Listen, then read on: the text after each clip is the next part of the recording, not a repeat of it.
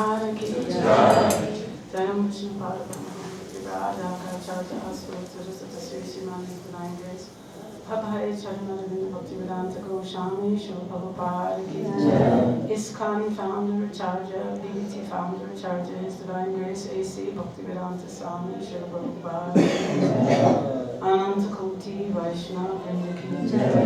Namacharya Srila Haridas Thakur ki jai. Premchiko Shri Krishna Chaitanya Brahmanityananda Shadrinti Radha Shivasari Gaur Bhaktivinoda ki jai. Shri Shri Radha Krishna Gauramath Shyamananda Radha Kundi Govardhana ki jai. Shri Vrindavan ki jai. Shri Navadvipmaya Pradana ki jai. Shri Gangamaya Jamunamaya ki jai. Shrimati Tulsi Maharani ki jai. Shrimati Bhakti Samaveta Bhakta Vrinda. All glories to the assembled devotees. All glories to the assembled devotees. All glories to the assembled devotees. All glories to Shri Guru and Shri Gauranga.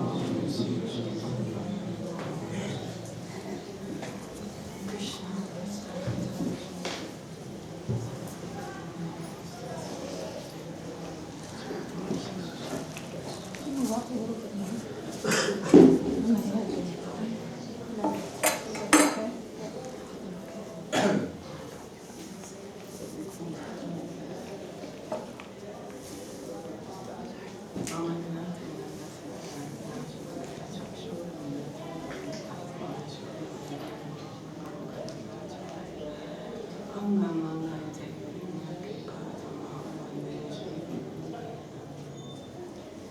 I'm not sure where to begin.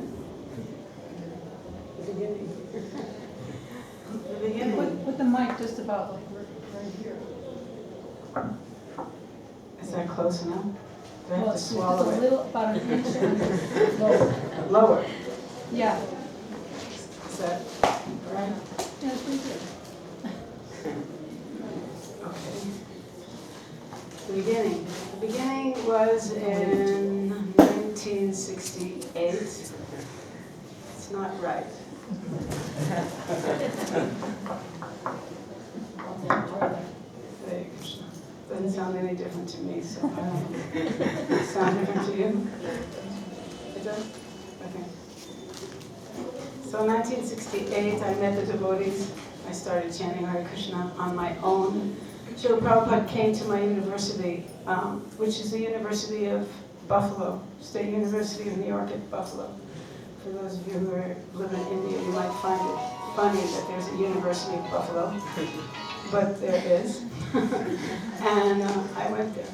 And actually there was one devotee named Rupa Anuga who had a Bhagavad Gita class in the evening at the State University of New York at Buffalo. And it was due to that class and its influence, although I didn't personally attend it, but many of my friends did, that I first started chanting Hare Krishna. Now in April of 1969, Srila Prabhupada came to Buffalo. He came to the university. And he was part of a group of people. It was called, I can't remember the exact name because it was like 45 years ago, but it was some kind of spiritual awareness week. Okay, so they had Baba Ram Das. I don't know if any of you have ever heard of Richard Alpert, Baba Ram Das. For these older sets, you won't understand. He was a proponent of mescaline, which is a drug, as a means to achieve self-realization. And so he was there at the spiritual week. And then there was another person named Timothy Leary. I don't know how many of you are. No one laughs anymore. See how old we are? Timothy Leary founded an organization which was called the League for Spiritual Discovery. So if you take the first 3 letters of those words, you'll find out what he was into. LSD. So that was Timothy. I don't know. That was Timothy Leary. And then there was another group of people called the Hog Farm, and their name was self-explanatory. And New Mexico. so there was the Hog Farm, there was Timothy Leary, there was Baba Ram Das, and there was Srila Prabhupada. Those were the 4 spiritualists. What was the last one? Srila Prabhupada. So 2 drug addicts, and, well, actually 3 drug addicts, but needless to say, Srila Prabhupada was the only one who had any understanding at all about spiritual life. And, you know, he was quite different from everybody else that was there. In many ways, he appeared different. He came in saffron robes, and he had a following. You know, so all the devotees that were attending that Bhagavad Gita class and going to the Buffalo Temple had come with him. And although I had been chanting Hare Krishna, like I said, I didn't go to the Bhagavad Gita class, and I hadn't been to the temple either. I didn't even know there was a temple. I was just listening to the chanting, and I had chanted myself. And so when I heard Prabhupada speak, I couldn't understand a whole lot. And then I saw all the devotees offering obeisances to him, and I thought, this is really far out. Who is this person that people are actually bowing down? In America, that bowing down stuff is pretty foreign. You don't bow down to very many people. So the whole thing was very shocking to me, very inspiring, and it inspired my interest, my curiosity. And so I took up chanting Hare Krishna in great earnest after I had that experience. And within a couple of weeks, some of my friends, who later became Lokavarnatam and Muktakesh, 2 twin brothers, they encouraged me to go to the temple. And so I did. I went to the temple. And 3 months later, I was initiated, married, and off to Toronto. Well, no, I was off to Detroit first, and then Toronto. So then in 1970, well, that was in 1969. So in 1970, by the end of 1970, I was already in Toronto. And before, when I was living in Buffalo, I was helping people, not devotees, but people sneak across the Canadian border, because there was a draft, and it wasn't very, I can't give you a history lesson, but there was a war going on that was very unpopular. People were being conscripted into the army via a lottery system. They weren't very happy about it. Anybody who was over 18 and male was eligible. And so many people were leaving the country, and I was helping them leave the country. I was getting their papers together and helping them to go into Canada. So when I was asked to go to Canada, and we started the Toronto Temple at that time. And then there was one boy there who wanted to get initiated, but he couldn't come back into America. So my husband and I, we went to Los Angeles. It was the first time that I saw Srila Prabhupada as a devotee. It was 1970 in LA, and at that time I was pregnant with my son. So it must have been about May 1970, and my husband and I were standing in front of Srila Prabhupada's stairs, Srila Prabhupada's room. He had stairs coming down, and we were standing there. It was about 6:30 in the morning, maybe. It was chilly outside, and we had just gotten there. And Prabhupada saw us when he came down the stairs, and he said, "Are you warm enough?" And we were both freezing, but we both said yes. And he said, "Well, you should put on some chadar. You'll get sick. You'll get a cold." So that was my first real conversation with him, even talking to Prabhupada. Then I was up in Prabhupada's room a few days later. My husband had brought this letter, this initiation letter, from this devotee who ultimately became Dhammaraj. And it was very interesting what happened, because Prabhupada had these little deities of Radha and Krishna. And first we were sitting in his room, and there was arti for the deities. So Prabhupada was sitting in a chair with his kartals playing, kartals to himself singing on a tape. All of you still know what a tape is. So he was, there was a tape playing, and Prabhupada was playing kartals, and somebody else was offering arti to his deities. And then when the arti ended, we handed Srila Prabhupada with some little conversation, and Jagadish handed Srila Prabhupada this initiation letter. It was very, very prophetic what happened then, because Srila Prabhupada looked at the letter, and then he said to Jagadish, he said, do you know how to perform the fire sacrifice for the initiation? Do you know how to do the initiation ceremony? And Jagadish said no. So Prabhupada instructed someone in the room to give him a sheet of paper that it described how to do the ceremony. And he looked at me and he said, just as your wife before was immature, but now she has become mature and she is about to have children of her own, so in the future you will also become mature and you will have children of your own. And so you must know how to perform this initiation ceremony. And that was in 1970 that Srila Prabhupada said that. So then, confirmed. So then, in that same visit, we were down in the temple room in LA, and I was sitting on the floor playing mridanga. And I guess Srila Prabhupada saw me. Anyway, he sent a message down to me, and someone came over to me in the temple room while I was playing the drum. And he told me that Prabhupada said that a pregnant woman should not play mridanga. He said mridanga was the hardest work there was, and pregnant women shouldn't do any hard work. Hear that, lady? So so then I thought, he said, the person who delivered the message said, Prabhupada said they shouldn't do hard work and they shouldn't travel. So I thought, great, that means I have to stay in LA. I can't go back to Toronto. So I went to Prabhupada and I asked Srila Prabhupada, Prabhupada, does that mean I can't go home? And Prabhupada said, no, you should go home. You should go back to Toronto. So I went back to Toronto. The next time I saw Srila Prabhupada, I believe it was 1972. And 72, Srila Prabhupada was in New Vrindavan. And he had, my husband, Jagadish, had gone to see him in New Vrindavan. And I had stayed back in Toronto. I was pregnant with my second child. And so Prabhupada was asking the devotees if someone wanted to come to India to be the GBC or whatever, to take some management position. And Jagadish had volunteered.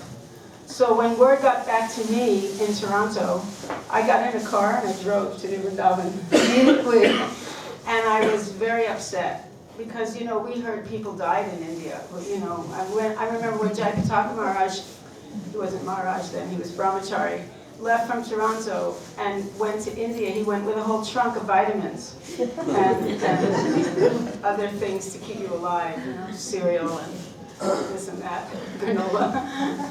And so I was thinking, you know, how am I going to go? I have one child and another one on the way, and, you know, one was 2.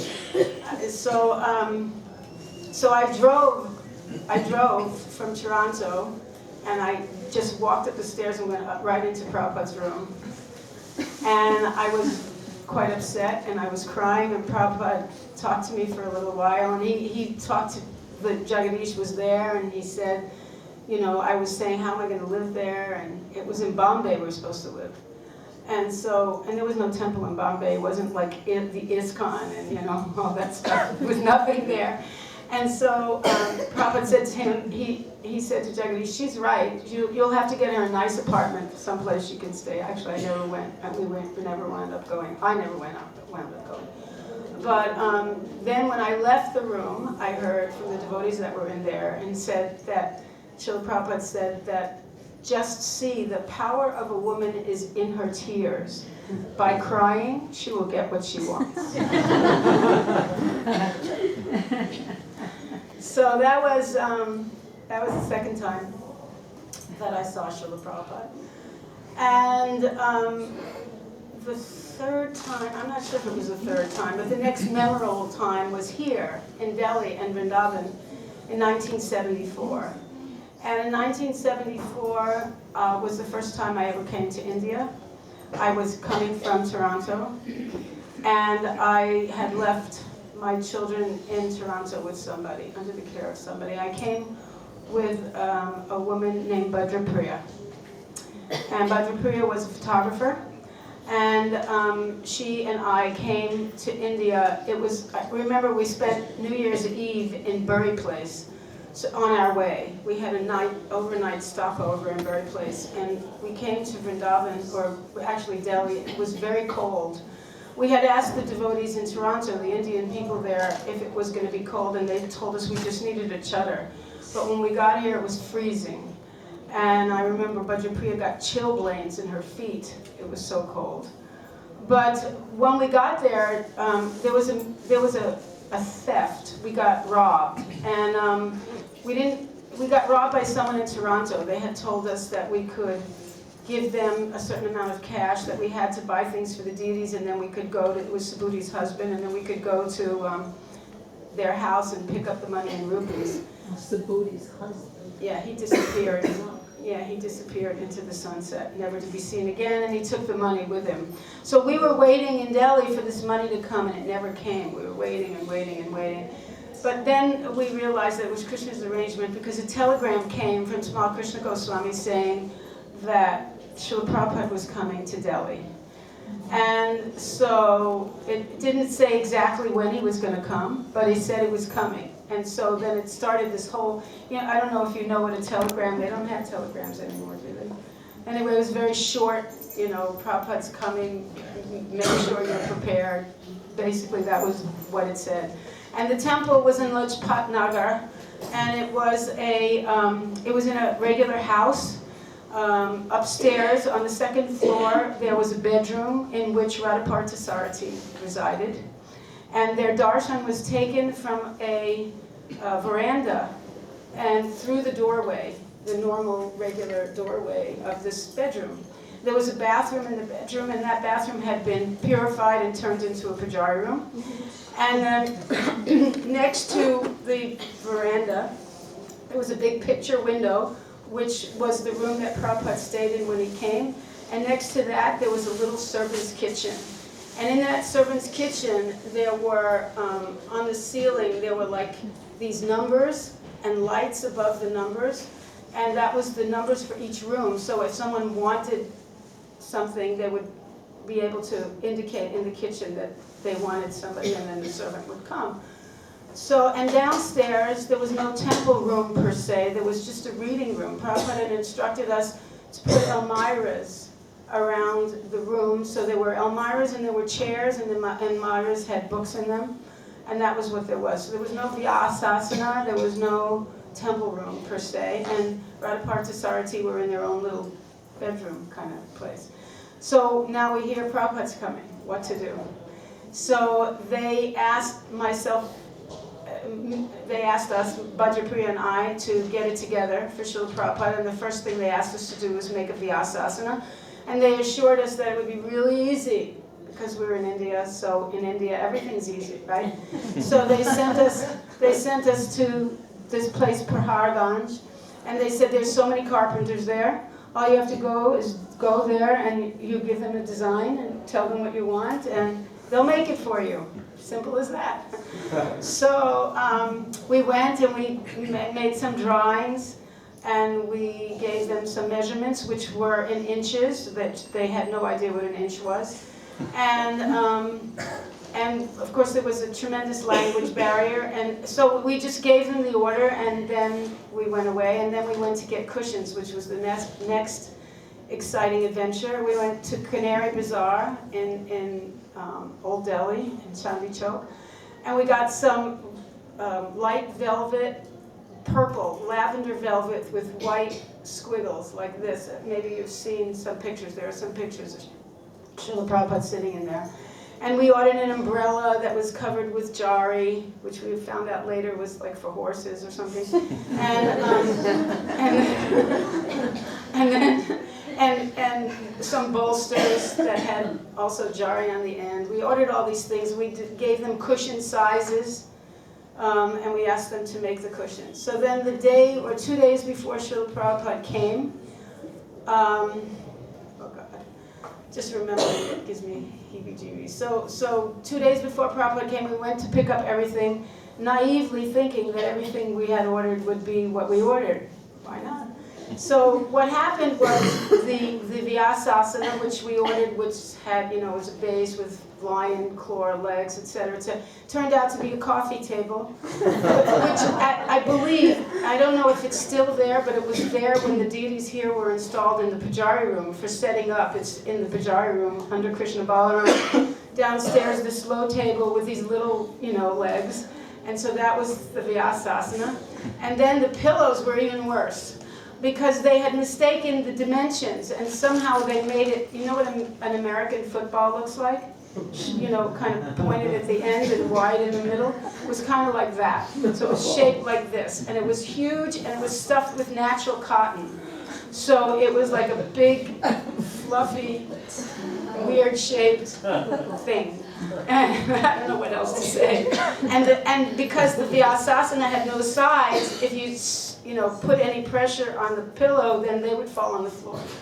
So here it was 2 days before, and we were, in quite a fix. We had these cushions that were useless, and we had this table which was useless, and we had to make use of them. So we set to work. We had a hand crank sewing machine, which is the first time in my life I ever used a sewing machine like this. So she was doing this, and I was sewing. We were taking the cotton out. I have asthma. I got sick from it, and it was a whole overnight affair. And finally, we made the cushions kind of sort of look like something someone could sit on. And we nailed the bolsters to the sides of the wood so they wouldn't roll off. And so then the next day, Srila Prabhupada came. And he came into the room, and there was nothing in the room except chairs and this thing, and then the books on the side. So everyone was seated. Prabhupada walked in, and he just stood in front of this thing.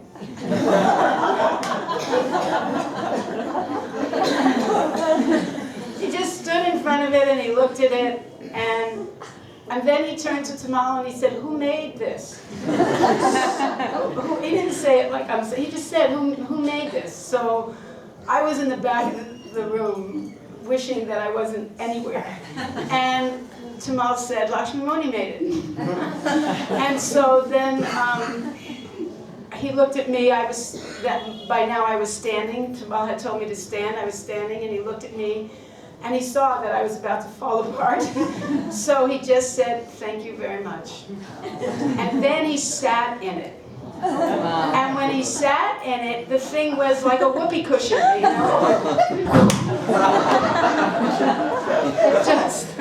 just pressed and made this loud noise. And Prabhupada was kind of inside it.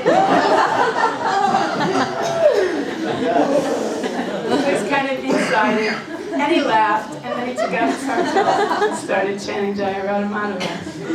So Srila Prabhupada was very kind. Hare Krishna.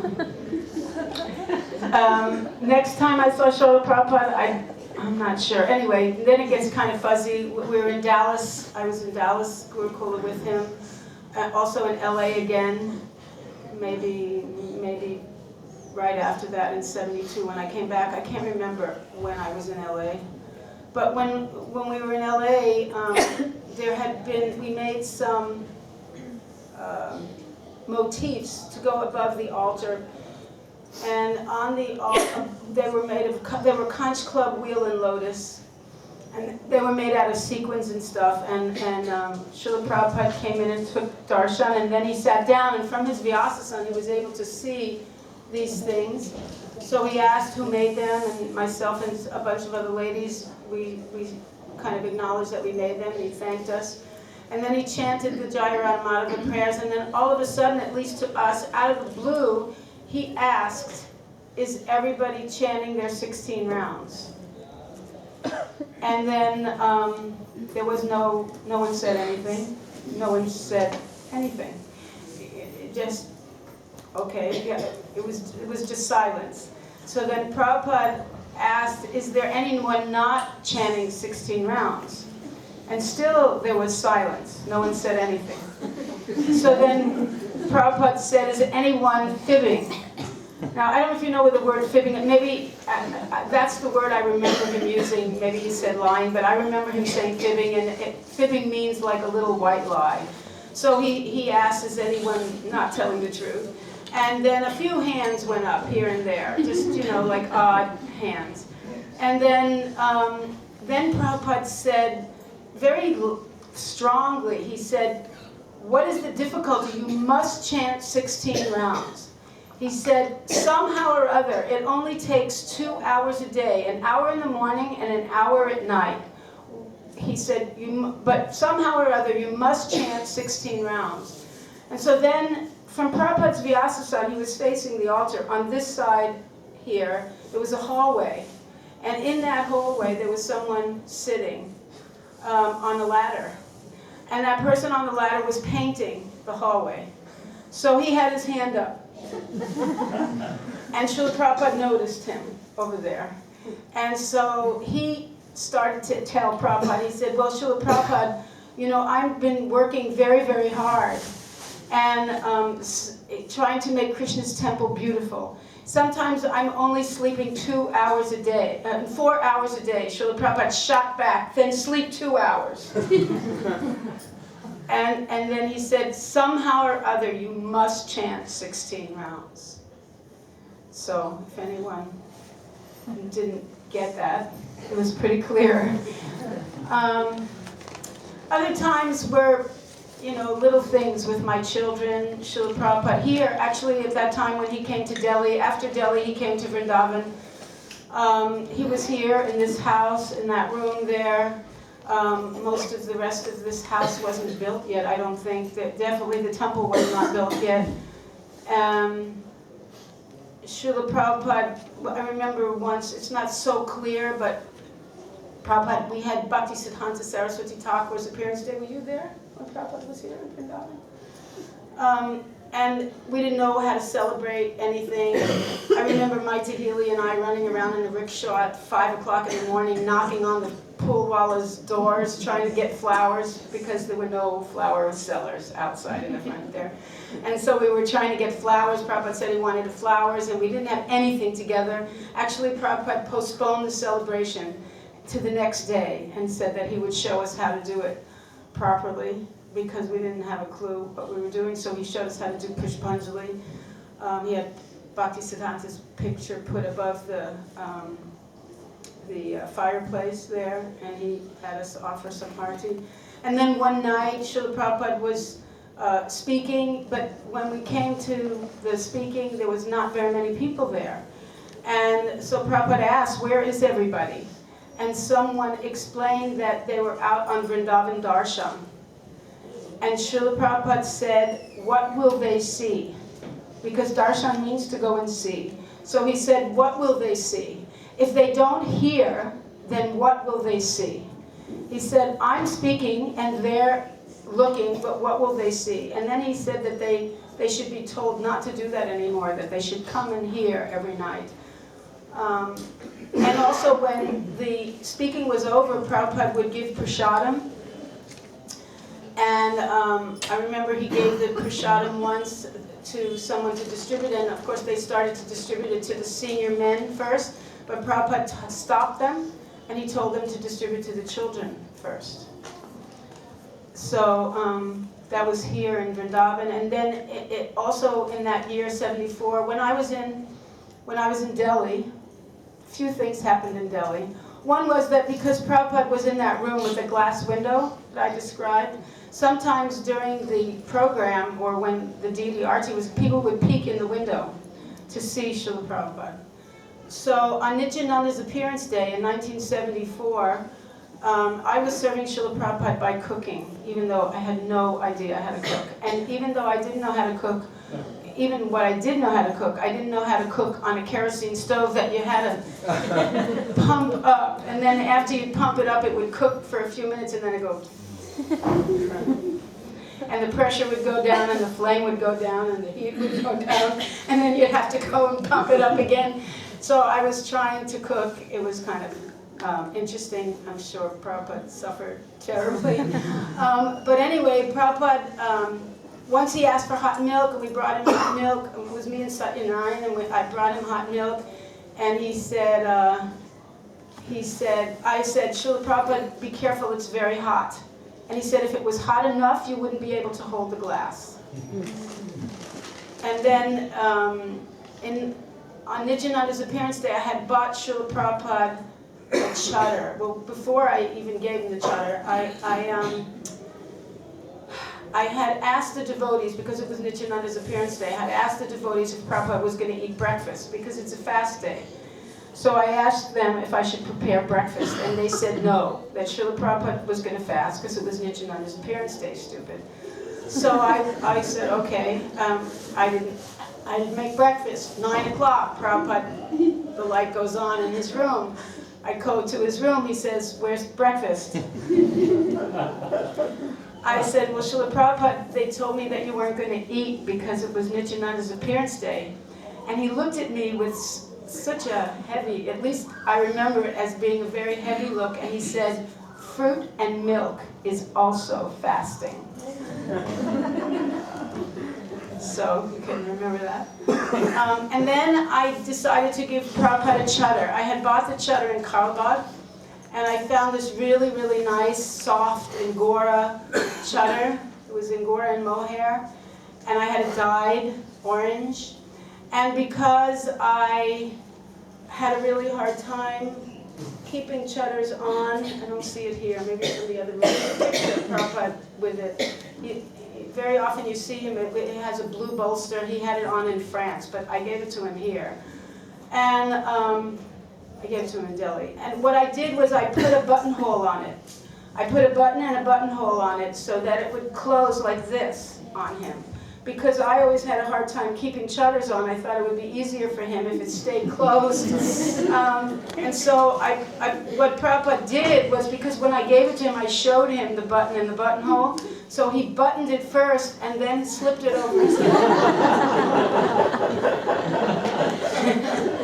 And there are many pictures of Prabhupada with that chatter, and there are some pictures where he has it draped over the back of this blue bolster, and you can see the buttonhole and the button. So I gave Prabhupada that chatter in 1974 on Nityananda's appearance day in Delhi. Also at that time, Prabhupada was lecturing regularly at Fogel Ashram.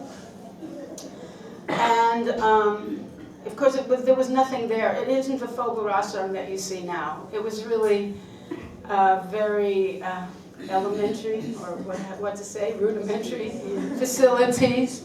And there was a Shiva Linga in the middle of the place there, not neglected, not really worshipped or anything. And then Prabhupada had a little pandal there, and he would lecture. So when I saw Prabhupada in Delhi, he had said to me, "Where is your son?" And I said to him, well, he's back in Toronto with his father. He asked me if his father was coming for the GBC meetings, and I said he was. And he said he should bring Nirmal with him. My son's name is Nirmal Chandra. So he said to bring Nirmal with him. So I called and I told what he said, and so he brought Nirmal with him. And in Fogel Ashram there, Nirmal was dancing and playing the mridanga. By the time he was 4, he was already playing mridanga very nicely. So he was playing mridanga and dancing like anything. And at the end, Prabhupada took off his garland and gave it to Nirmal. And then he gave a lecture, which you can hear. It's on the database, and there's a recording of it, where Srila Prabhupada said, just see this boy, he is dancing before me. He said it must have been that he learned to do this in a previous life. He said otherwise how he could play the mridanga so nicely and dance at such a young age. And then he told the story of Parikshit Maharaj and how he had seen Krishna in the womb. And so for his whole life, he was just looking for Krishna, just looking for Krishna. And from his very young age, he was worshipping deities of Krishna. So, I probably said enough. Yeah. Your turn. Huh? Talk about the word Prabhu. You can go on for 50. Yeah. Huh? Go on for a few more. More. Please say how you're inspired today. How am I inspired to continue following? Well, I'll tell you, when I was in in Mayapur, in 1974 again, at the GBC meeting, which, at that time, Oh, that's a whole other story. In Mayapur, at that time there was no building except the Lotus building and Prabhupada's house at the very front, the little Chatai house that Prabhupada had, Bhajan Kuti or whatever you call it.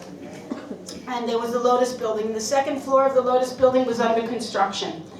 So all the ladies were staying in what now is the Lotus conference room, and maybe the other rooms they were all one room. And it didn't really even have a floor. The floor was kind of half Rubble. Rubble, yes, thank you. I went there. That was 74. Yeah, so it was a combination The of men had all the finished rooms. It was partly polished marble and rubble. So Pishima was in that room with us. In the back corner, on the far side, under a mosquito net. Everyone had a mosquito net. Yeah, it was When I arrived, I didn't have one, so I slept outside. And you know, it didn't really matter because every time someone had to go to the bathroom, they'd pick up the string and all the nets would go up. The mosquitoes would go, come on guys, it's open. Open hunting season, yeah. The whiteys are here. So anyway, it was interesting, and I guess that was 1974. Yeah, 1974. I was pregnant with my third child, and I was in Mayapur, and I was there in that situation, living, sleeping on the floor and having mosquito net and There was no floor, that was rubble. Okay, the rubble. I was sleeping on the rubble. Got it, guys? I was sleeping on the rubble. All the men were sleeping on the nice floor. I was sleeping on the rubble. So Srila Prabhupada had them prepare hot milk for me every single day because I was with a child. He would have them bring it for me in a bucket every night, hot milk he would have delivered to me. This is called protection, not something else. And so, and that also at that time, I don't know how many of you know anything about Pishima. She's Prabhupada's sister. And she had some very interesting mannerisms, ways of doing things. She would wash everything. She would walk around with a bottle of Ganga Jal or Jamuna Jal, depending on what part of India she was in. And everything she would touch, she would wash, including you. If she would wash the chair. She would wash anything before she sat down. She would wash the chair. And when she got Actually, I'm a nurse, so I just wanted to let you know that was actually because she was old and she had become incontinent. So she would always sprinkle Ganga water because she was. Well, she would sprinkle Ganga water on your arm when she grabbed you also. I don't know if that had anything to do with incontinence. No, but the floor, Like the floor, yeah. So anyway, Pishima would never go into Prabhupada's room without a person with her. She would never go in. She was afraid he would be alone. She didn't want to, put him in any kind of awkward situation. So whenever she wanted to go see Srila Prabhupada, she would grab somebody, quite literally. She would grab somebody, and she would wash them off, and she would take them into Prabhupada's quarters with her. So one such day, I was quite fortunate, and I went into Srila Prabhupada's room with her, and there were a bunch of devotees in there at the time, and they were having a conversation. Srila Prabhupada was talking, and he was talking about how in the traditional system of dressing, you could tell what ashram someone was in by the way they dressed. So he was saying a married woman has red in her hair and wears colored cloth, and a brahmachari wears a saffron dhoti with a tail in the back, and a sannyasi without, lungi. And then he said a married woman wears red in her hair, and otherwise she wears her hair parted on the side, but that's another thing. That's not a nice woman. And then he said, but in our movement we dress simply. So one of my god sisters, Prabhupada was sitting here, she was sitting in the corner, like where Narataka is sitting there, in the white, that Mataji over there. And so she was sitting in that corner. Of course, the Prabhupada's room is not this big, so it was closer. So Prabhupada she raised her hand, and Prabhupada called on her, and she said, well, Prabhupada, what happens if your husband buys you nice saris? Does that mean you're not allowed to wear them? So Prabhupada said, no, you can wear them when your husband is there. He said, otherwise, who are you trying to attract? He said, Krishna is not attracted by beautiful saris. And so then she kind of made a face. She rolled her eyes in her head. She kind of made a face, and Prabhupada noticed it. And so he said, the men should think of the women as mother. And so then she made another face, and he turned to the devotee sitting next to him, and he asked, what's wrong? So it was pushed to Krishna Maharaj, and I think, and he said, well, Srila Prabhupada, you know that prayer, that prayer that they say whenever I think of sex life, I spit on the idea? He said, I think they think whenever I think of women, I should spit on them.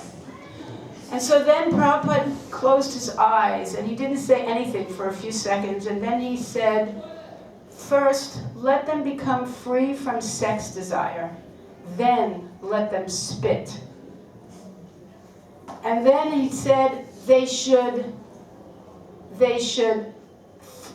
call you mother, and they should think of you as mother. They should treat you like mother. Because, you know, we had many nomenclatures at the beginning. When I first joined the women, we were all called gopis. Do you remember that? We were all called gopis. And not only did we were all called gopis, but we all had nose chains and rings like this and nose chains. I did. So anyway, Prabhupada, we were called gopis. And Prabhupada often in addressing different devotees would call men and women alike Prabhu. But he encouraged, at least at this particular time, he encouraged us to be treated like mothers. Now, treated like mothers, called mothers, has become a rather controversial issue in some places in our movement. But my experience with Srila Prabhupada was always that he had the utmost respect, and he always took great care to provide facility. I mean, he brought me, you know, he had warm milk brought to me every single day. That's kind of like, you know, Krishna did for Madhavendra Puri or something, or Bilvamangal Thakur. He brought him warm milk at the end of every day. So Prabhupada had me brought warm milk every day. So that idea of seeing me as I was a mother and I was about to become a mother, and Prabhupada took very good care. And he was very loving and very compassionate and very caring. It wasn't a demeaning term, and it wasn't a demeaning title, and it wasn't a demeaning position to be in. It was a very respectful, very loving, very affectionate terminology, and a very affectionate relationship. And when I look back on my relationship with Srila Prabhupada, and not only my relationship with Prabhupada when Prabhupada was here either, because I was here when Srila Prabhupada left. Actually, that's a whole other story, that I had made an outfit for Radhe Shyam and Krishna Balaram and Gaurnitai that was offered on Govardhan Puja, the 3 days before Srila Prabhupada left. And I had men working and tables set up right in the center of the guest house here, where the restaurant is now. The restaurant didn't exist. So I wasn't very expert. I didn't know exactly what I was doing, but somehow or other we made an outfit and made a dress, and the dress was offered on that Govardhan Puja. And in the meantime, somebody had sent me money via Western Union, and it had come into Delhi. There was no such thing as Western Union here in Vrindavan. And so I was working very hard on this outfit, and I didn't have time to go and get this money. And then they sent me a telegram saying if I didn't pick up this money, that they were going to send it back to America. So on the day that Srila Prabhupada left, myself and Mother Kalindi, Rupanuga's wife, we went into Delhi by bus and train and bus and rickshaw and train and bus. And so we had to take a rickshaw from here at like 5 o'clock in the morning to catch the bus to Mathura to take the train from Mathura to wherever, to Delhi. So it was quite a thing. So we got a rickshaw at 5 o'clock in the morning, and on the way to the bus station, the rickshaw was hit by a bull. And we were knocked off the rickshaw. So I should have known right then and there that I wasn't supposed to go. But I didn't, and I went. So we went to Delhi, we got the money, we went shopping, we were coming back, the system for coming back, no cars. We weren't renting cars in that day. There wasn't even a road to rent a car to drive on in the first place. So we took a train that was coming, usually going to Bombay, and it would stop in Mathura. So we would just say we're going to be on the train for 2 hours, and we would squish our way in somewhere, sit up with the luggage on the top. And when we got on the train in the Delhi station, we saw some devotees. And the devotees said to us that Prabhupada's departure was imminent, that he wasn't very well, and Kaviraj said that he only had at most a few hours to live. So that with that news, we left Delhi on the train. And then we got to the Delhi train station, to the Mathura train station, and then we took a bus and we went to the Vrindavan bus station to take a rickshaw to come here. So my friend and I, we were thinking that if Srila Prabhupada had left, everybody in Vrindavan would be in shock. They would be crying, they would come and tell us, they would be upset. Something would be out of the ordinary. The world wouldn't go on the same way as it had if Srila Prabhupada had left. So we got off the bus and things were going on. We got on the rickshaw, we came here. When we came into the temple, Jagadish and a couple of other devotees were digging the samadhi. And Jagadish nodded with his head that I should go to the temple room. And when I went to the temple room, Srila Prabhupada was sitting on the Vyasasana, and he had already departed. So they put him on the Vyasasana, and he had a hat. He was sitting upright, but he was no longer with us. And needless to say, everybody was very upset, crying, and there was kirtan going on. And I was asked to decorate the palanquin. So that palanquin that's sitting in the back room of this Prabhupada's house here, I spent all night decorating that because it was already like 11 o'clock when I went in. So we were decorating that palanquin, myself and Nandarani. And then in the morning, they took Srila Prabhupada on procession around Vrindavan. And when we were coming out of the temple here, with Prabhupada on that palanquin, there were devotees coming from America and all over the world, arriving here to see Srila Prabhupada. There was no internet at the time. There was no fast communication. You couldn't say something and have it circle the globe in a matter of seconds. So these devotees were already in transit. They were already trains and planes, and they had no way of knowing that Srila Prabhupada had already left. And so when they got here and they heard that we were taking Prabhupada on parikrama, they didn't realize that Prabhupada had already departed. So those were very difficult, very hard times, very serious times, trying to understand. And as I'm telling you these things, I'm thinking of so many other things. But anyway, I have to stop. But there was, for me, I feel like I know Srila Prabhupada more now than I did then. Even though I saw him, and for a woman, especially in those days, I saw him quite a bit. I spent quite a bit of time with him. There's probably only 4 or 5 or maybe 10 women in the movement who maybe, had more of his personal time. At least I'm, with the top 20 maybe. But I still feel like I really know him more now because my remembrances of Prabhupada are centered around his compassion and centered around his determination to become Krishna conscious and to give Krishna consciousness to others.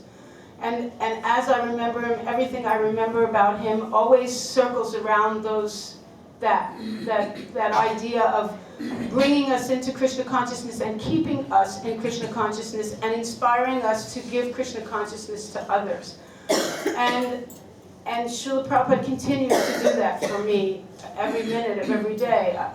I don't really know anything about, Krishna in his Rasa Leela or any of these. All I know is Srila Prabhupada and what he gave me, and certainly I study his books, I teach his books, but Prabhupada's example for me is what keeps me going and keeps me positive, keeps me knowing that because he wanted the world to become Krishna consciousness, because he wanted ISKCON to survive, Krishna will take care of everything. On Srila Prabhupada's request, because it was Srila Prabhupada's desire, Krishna will take care of everything.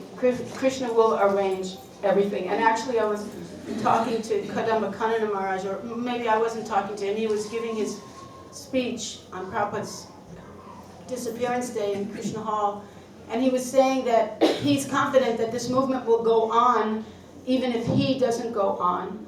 And Prabhupada said that also, that this is Lord Chaitanya's movement, it will go on. We have the choice to take the credit or not. But it's not really our credit to take, it's Prabhupada's credit to take. And Prabhupada has asked us to be his representatives. So seeing how much he gave me, how much faith he had in my little teeny efforts to serve, how willing he was to encourage me all the time and see that I was taken care of and inquire about my welfare and give me service to Krishna. I feel that it's my life's mission to make sure his life's mission is a success. And now I'm giving the microphone.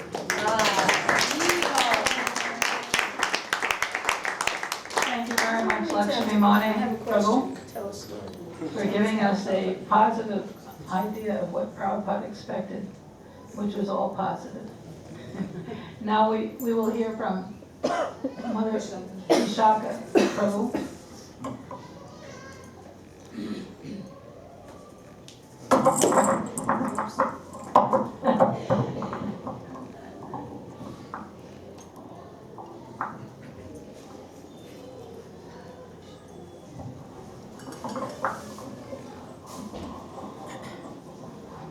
Mother Vishaka. Vishaka Prabhu is Yadavara's better half.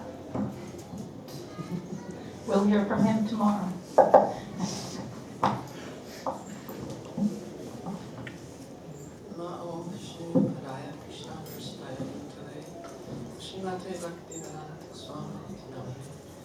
Namaste Saraswati Devi, Gauravani Pacharane, Could the men please move up a little more so there's room for the people coming in? Om Aminat Marandasana Saksurin Militanya Tasmaji.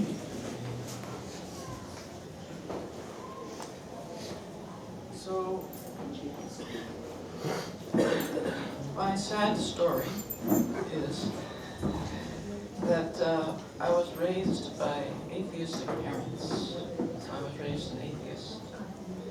My mother had been part of the Anglican Church of England, and as she came of age, she felt it was all rituals with no substance, no philosophy, and it had no real meaning, so she gave it up. Meanwhile, my father was raised in a very strict Jewish tradition, where they turn off the lights on Friday and they have kosher and non-kosher silverware, and other things that he also felt it was simply ritual with no substance, no philosophy. So he also gave up religion when he became an adult. And they raised their 2 children, my brother and I, as atheists. So my whole life growing up, I never went into a church or temple or mosque or any religious building at all. Can you hear? Something's wrong. Here. Is it drop? Is it stay up? Hare Krishna. No? Yes?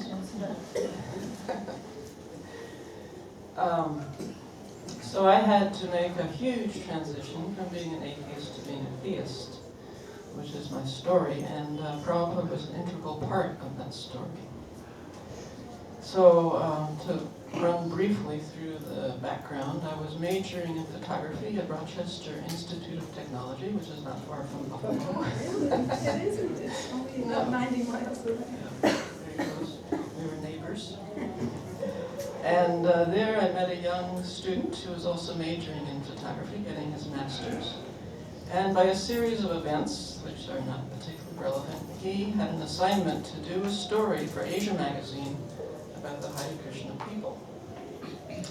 So he was photographing in the Brooklyn Temple the devotees, and since I like to write, I was living in the Brooklyn Temple as a writer, and I thought it was the most bizarre, outrageous, brainwashed group of people I could imagine. What year is that? This was 1970. Bhavananda was president, Kalika was there, his wife. And in that week that I lived in the temple, I lost 10 pounds. Not because I was fasting, they served something called breadsticks, which was a lump of flour deep fried, and it was digestible by, I don't know who, but not by me. And in the evening was popcorn. And in the morning for serving, they put down wax paper, and then they put some cereal on top, and you had to eat it before it ran off the edges. Anyway, these are all the sides. We're trying to get to the point along. So my friend, he decided to do his master's thesis on the Hare Krishna people. So for that purpose, he went with the first group of devotees to India with Srila Prabhupada in the fall of 1970.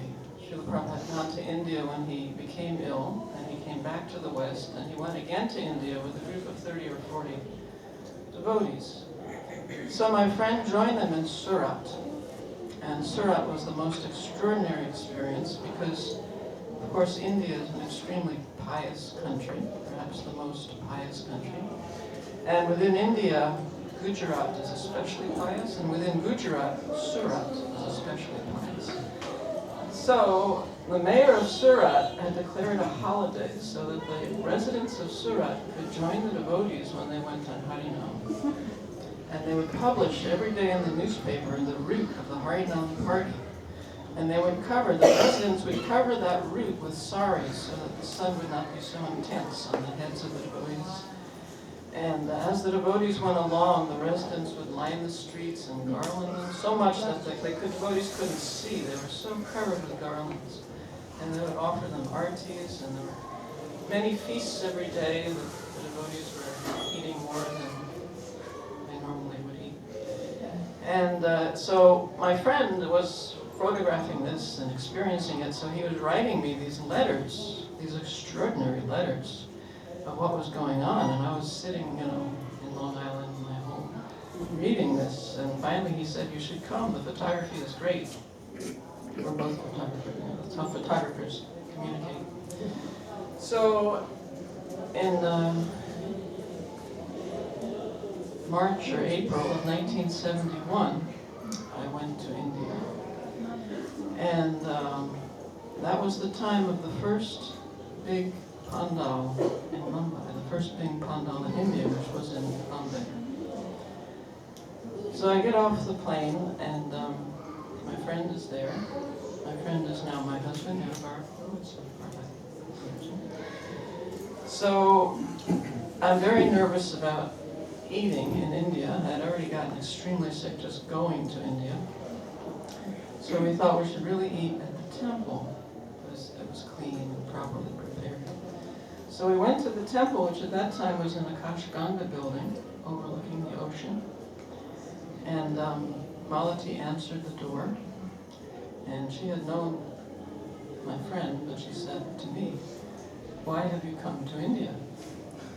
And I said, I don't remember this, but she tells me this is what I said.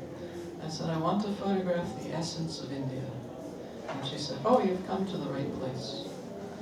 So we come in, and we had audience with Srila Prabhupada at that time. Prabhupada was in what would be normally the master bedroom, and the deities were in Radharasa Bihari, were being worshipped in the living room. It was an apartment transformed into a temple. And in America, I had published a small book about close-up photography, which was a college paper that became a book. And my friend had said, you should bring this book with you. And I thought, what am I going to do? Going to a temple. But anyway, I brought it with me. So we were ushered into Prabhupada's room, and my friend, John, he took this book, which was under my arm, and he handed it to Srila Prabhupada, saying, she has done this. And I was still thinking, why are we giving a photographic book to a sadhu? It's just a disconnect. But Prabhupada took the book, and that was very wonderful to see, because he was into books just as physical objects. He wrote books, and he also published them. He got the paper, he arranged the printing, he knew all about books, and you could see that by him looking at this book.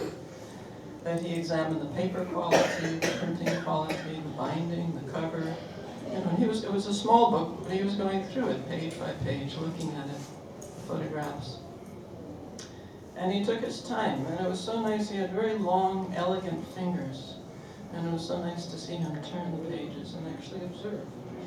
Although it wasn't, I still felt a little awkward, but I really appreciated his appreciation of the physical object of this book.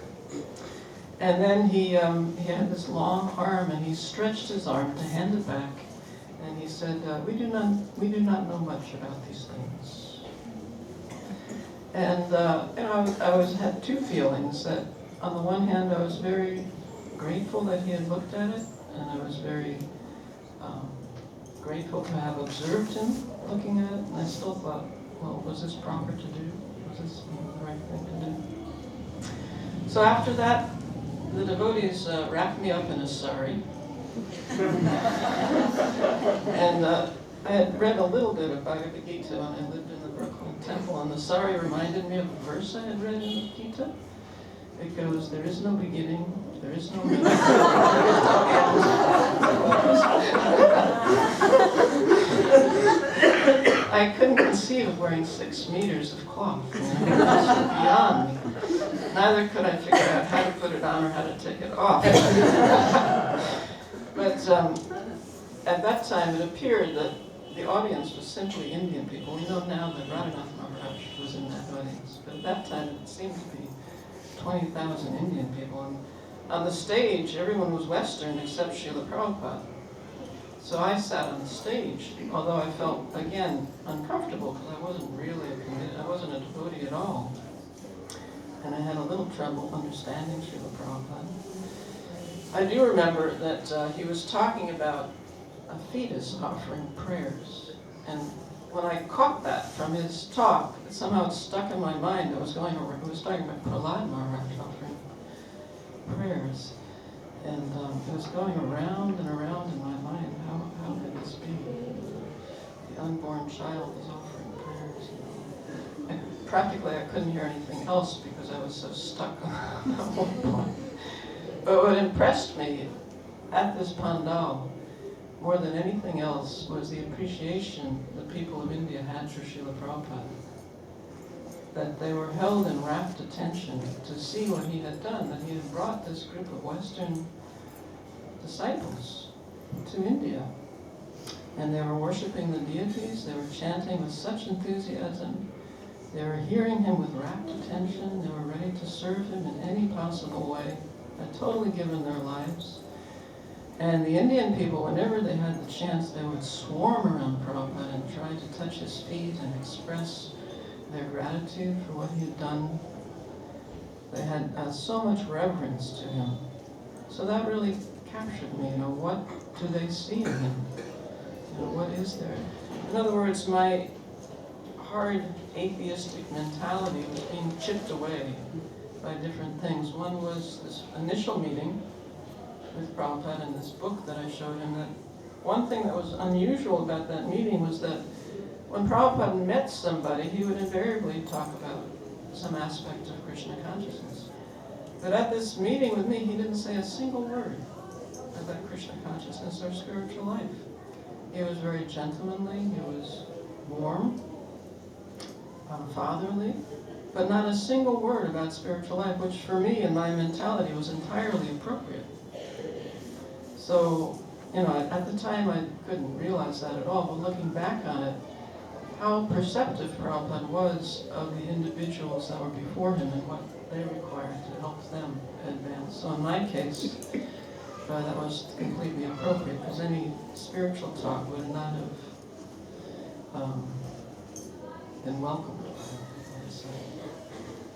So at the end of this 10-day pandal, which was enormously successful, the last day there was a wedding where a young man from Sweden married a young woman from Australia. Yes. And the attendants, it was on a Sunday. And Say their names on the mic. Vegavan and Padmavati. Padmavati. And who? Padmavati. And she was Who was the Australian. man? Vegavan. Vegavan. But it was initiation too. Yeah, there was also initiation. I know, because I got initiated. So the attendance swelled. I mean, there was no room at all. There must have been 20,000 people there. It's just under standing room only. Because Indian people are very fond of weddings. So here it's good. And when Prabhupada mentioned, one is from Sweden, one is from Australia, and he said, this is the real United Nations. Because 20,000 people cheered at one time. They were so into it, you could say. So it was enormously successful, and the next day, Prabhupada was going to continue with his world tour. And my friend and I, we had this idea that we wanted to do a photographic story about a quaint Indian village.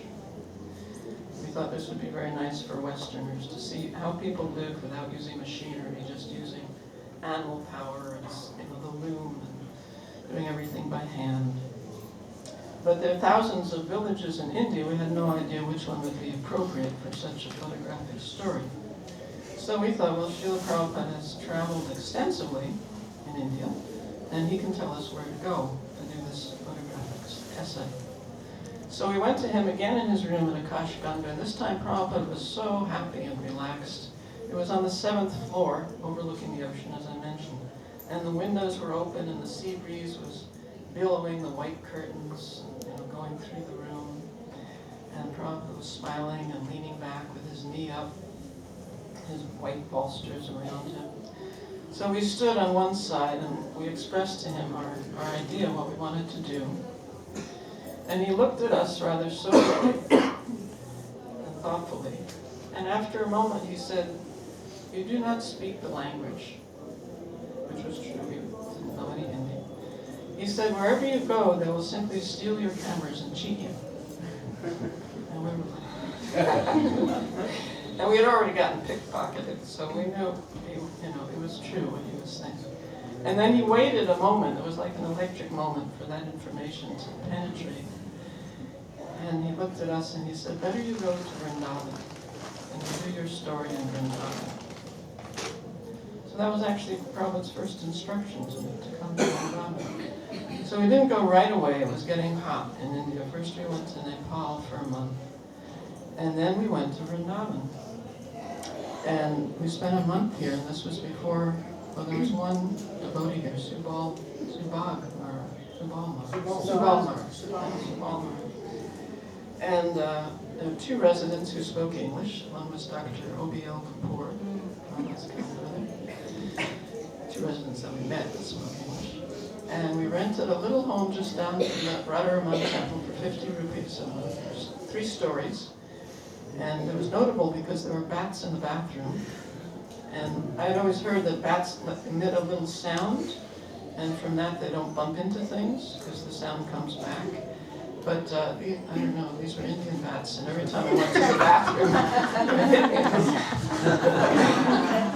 but they only flew like at 5 feet, so I found if I crawled in, it was okay. So I would crawl. Anyway, those are all details. But that month really transformed me, because because the residents of Vrindavan were just so imbued with faith and deep, deep appreciation and joy in Krishna's pastimes and the lifestyle that Krishna wanted for his devotees, and the simplicity and the beauty of it and the richness of it really transformed me. So I could say that I was still an atheist when I came to Vrindavan, and after 4 weeks in Vrindavan, I was close to a theist, if not a theist. Just from, again, it wasn't communication because we couldn't talk, but there were so many Jai Radhes and so many temple bells and the peacocks, and just being around the depth of that faith, just it penetrated my heart. So it's remarkable that Prabhupada hardly knew me. He didn't know me. And he gave one instruction, and he could not have given a more perfect instruction to me than to go to Vrindavan, because that month totally transformed me. So from there, I was ready to stay in Vrindavan. I would have been probably in Vrindavan to this day, except that my friend, he met Gurudas. The devotees weren't residing in Vrindavan, but when they traveled from Bombay to Delhi, they would stop in Vrindavan and take darshan of the deities. So Gurudas and Jamuna came, and Gurudas knew our background in photography, and he wanted us to come to Calcutta to make a Vyasa Puja book in honor of Srila Prabhupada. So my friend insisted, yes, we should do some service, not just sit here and enjoy Vrindavan. So we left. And as we left, we saw all these amazing pilgrims coming in. It was the beginning of Janmashtami. And I was thinking such opportunities to photograph that were missing. But we left, and we went to Calcutta, and moved into the ISKCON temple in Calcutta. And ISKCON in Calcutta was an extremely difficult situation.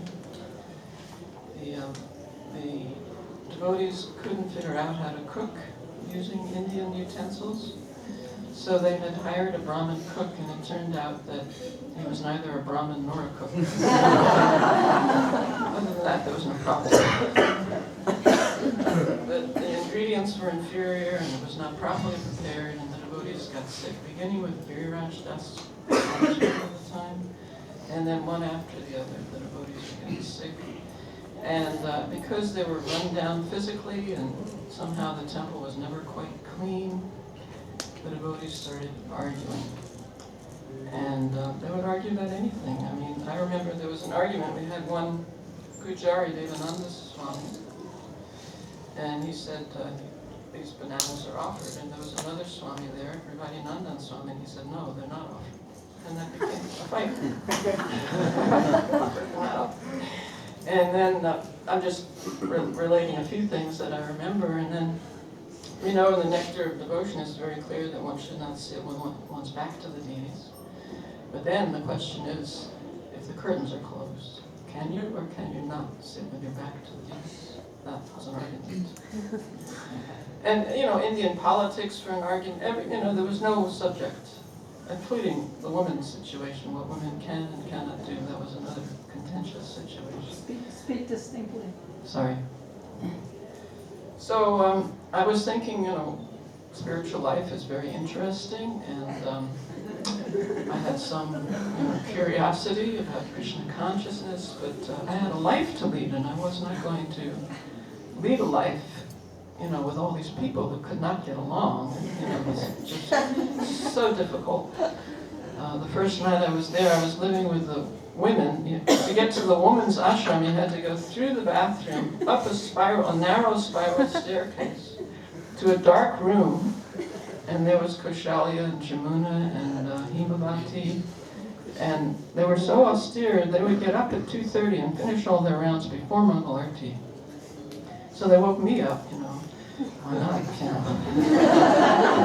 Part of the reason for that was because the women had to use the bathroom first before the men came in to use the bathroom. There was only one bathroom. When they woke me up, it was like I hadn't even slept. Like I hadn't been asleep. So again, I got wrapped up in this sari, and it was so hot in Calcutta, this particular sari hadn't been hung on a line and dried in a ball. Because it didn't matter if you hung it up or not, it dried anyway. And so when you opened it up, it was unlimited wrinkles. It was unlimited. And they wrapped me up in this sari, right? And I was so groggy, I went down the spiral staircase after bathing, I went through the bathroom, I was going to the temple room. And so you had to go through the office, which was lit by one candle. So I was going through the sleeping men, you know, and I was just about to get into the temple room. And there was this person standing there with this gleaming smile, like a Colgate smile, looking at me. And it just dawned on me that I had forgotten to brush my hair. And she looks at me, she just looks me right in the eye. This was Jamuna Devi Dasi. And she says to me, "If you put some tilak on, you'll look even more beautiful." And I thought I was cynical, you know, this is like beyond, but she was totally sincere, she totally did. So, those experiences in Calcutta. So I was ready to leave, you know, just go back to my life, my school and everything. I had my application form, I completed 2 years of school, there were 2 years remaining. So I started, you know, filling out the boxes and intending to send it in. You know, I'd missed 6 months or whatever it is. I just continued. And Chitralekha was one of the ladies there, and she saw what I was doing. And she said to me, "You can't leave now because Srila Prabhupada is coming." So that became my mantra. It was not the Maha mantra, but my mantra was, "I can't leave now because Srila Prabhupada is coming." So that was in August, and Prabhupada came in October. So I was chanting that for quite some time. Waiting. And finally Prabhupada came. And I remember how he got out of the car, he was so regal, and he came up the stairs. It was a British building, and it had these wide wooden stairs, and he came up like a king, you know, he offered his obeisances to Radha Govinda.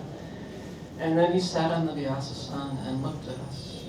And immediately he could see his bedraggled Calcutta crew needed serious help. So he called for an istagosti the next morning. And the next morning he arranged it so that nobody had any service to do except attend this istagosti. Every person, the cook, the pujari, everyone was there. And he looked around, he had a fairly large room, we could all fit into his room in Calcutta. He looked around, you know, and then he said, "Where is Himavati?" And he told everybody, "Nandan Swami, you go and find Himavati." So we all sat and waited until every person was there. And then Prabhupada spoke to us. And he explained to us the basic philosophy of Krishna consciousness, how this human form of life is meant for austerity, it's unavoidable. Whatever you do, there'll be austerity. But we should use this human form of life to make spiritual progress, so this can be our last birth. It's a wonderful opportunity, a serious opportunity. And he spoke about his own austerity. And he said that when he first came to America, you know, he could have talked about the austerity of getting on the Jaladuta, dealing with Srimati Moraji, or the terrible austerity of the heart attacks he had on the way, or just, you know, how he was thrown out in the street by a drug. He didn't speak about any of that. He said when he first came to America, he had to share a refrigerator with someone who kept meat in that refrigerator. And he said the word meat with such disgust that I could realize what an austerity that would be for a person of that caliber. Apparently there was cat food or some such thing in the refrigerator. So by hearing from him just the philosophy that we had already heard, but he said it with such potency, with such depth, that when I walked in his room to go to his istagosti, I felt like Atlas carrying the world on my shoulder, burdened by the world. And when I left, it was like I wasn't even touching the ground. So I really experienced the potency of his words at that time and how they could transform the heart, transform the consciousness. And it gave me a great desire to become his student and follow him, give my life to his service. So it is now 6:30. It is time for the Arti, Krishna Balaram Arti. You can speak a little longer if you want. But I think some of us wanted to attend the Arti. Glorification of Krishna Balaram. We always go longer. We're all riveted here. If anybody wishes to get up and go for Arti, you can go now. Otherwise, we can sit for a few more minutes, 15 more What minutes will would be you good. see if you go without hearing Vishaka? You've already heard. You've already heard. We just request that we can continue it. If you can continue it, the rest of us will stay. Looks like the rest of us are still here. So, in my own life, sometimes I try to analyze this, my own trajectory from an atheist to a theist, and how that happened by Prabhupada's mercy. And as I mentioned, a lot of it was being immersed in this Vrindavan atmosphere.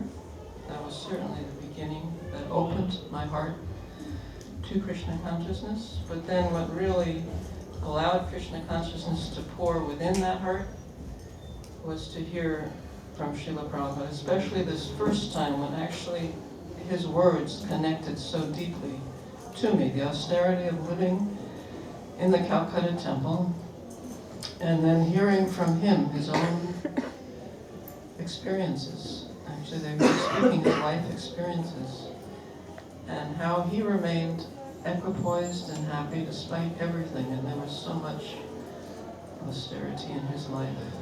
And yet, because he was dedicated completely to fulfilling the desire of his spiritual master, he didn't experience any of that in the way that I experienced it as suffering.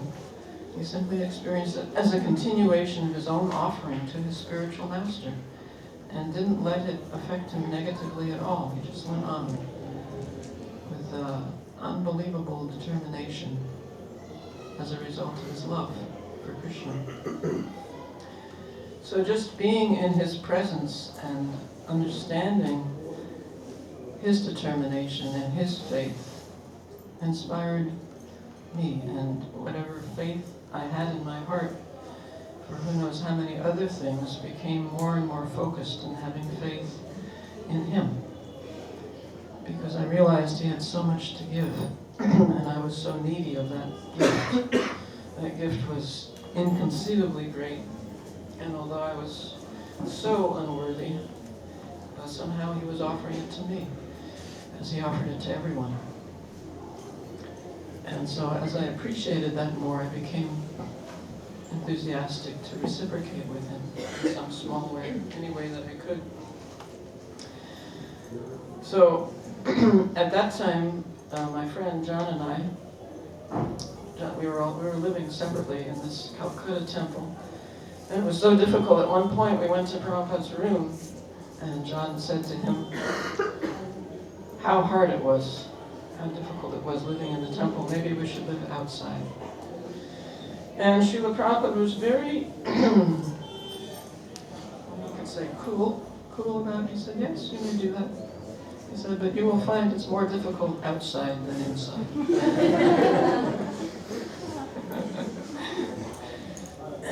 And also I noticed when Prabhupada spoke in Calcutta, sometimes he'd become very emphatic. And he would say how this living together, boy and girl, without this marriage, this is animal life. And he would lean forward in the Vyasasana and speak into the microphone so emphatically. And in my dullness, I thought, maybe this is somehow related to me. Maybe not. And then when we were in his room, John and I, John mentioned, almost offhand, he said to Srila Prabhupada, maybe Jean and I should get married. And again, Prabhupada was so relaxed and laid back, and he said, yes, that is a good idea. So the way he preached so vigorously to us in a general way, to the assembled devotees, he would be very forceful and emphatic and clear. But it's not that when we were sitting in front of him one-to-one, he would say, you should be da-da-da-da-da. he would say, yes, that's a good idea.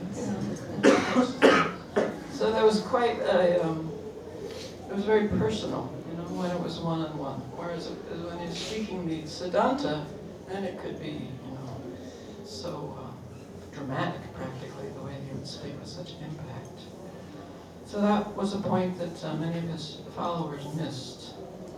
In our zealousness to follow him, we missed that he was so soft and gentle in dealing with us individually. At one point, one of the devotees told John, I'm going to rip that white dhoti off you and wrap you up in saffron. Because he was wearing white, but we weren't yet married.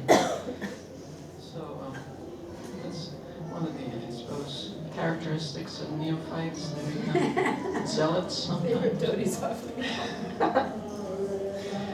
Anyway, there was actually no need for us to think of moving outside the Calcutta temple, because from Calcutta, after just a short time, we all went to Delhi, where there was another large Pandal program in Delhi, also tremendously successful, organized in a large part by Tejas Prabhu. And we had arranged for huge photographs, a big exhibition of what ISKCON was doing throughout the world. And the people that attended the Pandal would see all these photographs and be just amazed by the temples and the devotees and the Rath-yatras and the Prashadam distribution and so on and so on. And again, Prabhupada spoke so beautifully. And in Delhi, they had major personalities come. The mayor of Delhi came, the ambassador to Canada came and would introduce Srila Prabhupada. And Prabhupada, when these people were speaking, Prabhupada sometimes would appear very tired. Sometimes his head would nod a little bit. But then when he spoke, he would respond just to what they had said. He had heard completely, and he would address what they had said. So after that Pandal, Srila Prabhupada took this small group of us to Vrindavan. And he personally took us on parikrama. He took us to Radhakund, Kabarsana. He was carried, and you probably have seen the pictures, he's carried in a palanquin up those steep steps in Barsana. And he personally walked around Radhakund with us, and we had Prashadam at Govardhan. And he told stories, and he actually bathed in the Jamuna. Perhaps all of you have seen that there's some films and photographs of this. And so at that time, there was another couple that had come from America, and they wanted to get married by Prabhupada. So Prabhupada did a wedding ceremony for two couples, John and Jean, that's my husband and I, and this other couple. It's a bit of an unusual story. The story is that the man of this other couple, he had already been married, and he had left, he was married to a devotee, he had left her, and he was with this new woman, and she was already carrying his child. And he said he wants to get married. So it was, how, on one hand, how can Srila Prabhupada say yes? That was so dishonorable, the situation. And on the other hand, how can he say no? Because this other woman, the first wife, is already gone. Here's the proposed second wife, and she's already with child. And here he is saying, now I'm going to be a responsible father, a responsible husband. So you can't say no, you can't say yes.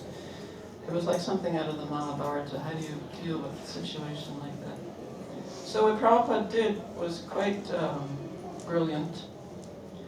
He had Gurudas do the ceremony, and he arranged for 2 fire places, fire yajnas. So this other couple, Gurudas, did the entire ceremony from beginning to end. Their cloth was tied together, the bananas were in the fire, they sat down. Then Gurudas got up and he went to the second fire yajna place where I was with John. And at that point, Srila Prabhupada came out of his room. It was right just down the street here in what used to be Sarath Bhavan. It was destroyed a few years ago. Now there's a high-rise there. He came out of his room and he sat under the asasana, and he was personally present for our wedding. Of course, ours wasn't a whole lot better than the first one, but a slightly more honorable situation. So without saying anything, Prabhupada made a very clear statement that, okay, you're married, but not in my personal presence. And for the second one, he was there. And at that time, he also initiated me. I wasn't initiated. John had gotten initiated in Calcutta, but I didn't feel quite ready. John became Yadubar. So I came up to get my beads, and I was the only initiate. You know, very insignificant. Prabhupada hadn't taken the time to think of a name. So I had, said the rules and regulations somehow or other. And, I had rehearsed them very carefully, so I got those out. And then when he said, how many rounds will you chant? I thought, well, that's easy. 16. And he looked right into my eyes. His eyes were very deep, unfathomable eyes. And you could feel that he could see past all the layers, to who I really was. So after I said 16, he took a deep look into my eyes and he said, that is the minimum. And then there was no name, where's the name? He was looking at me, I was looking at him, there was no name. I didn't know what to do. So Shyam Sundar was there, and Prabhupada leaned over and he said, Shyam Sundar, is there a Vishaka?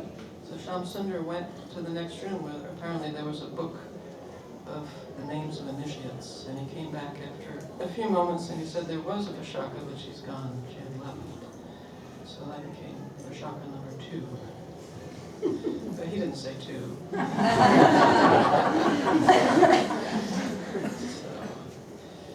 that was quite extraordinary experience.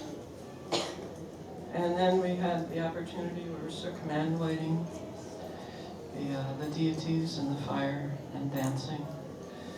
And I just felt a connection that I prayed to Krishna and to Prabhupada. I would never lose that connection.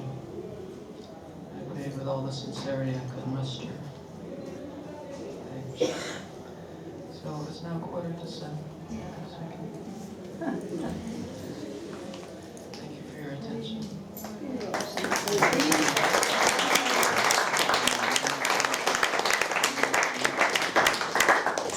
I wish to thank these two wonderful devotees, Vishaka Prabhu and Laxmimoni Prabhu, for giving us the power of Srila Prabhupada and the compassion of Srila Prabhupada, and the wish that we should all carry it on as his instrument, as his instruments. Or as they say, if I have to go, let's bring 100 with us. Hare Krishna.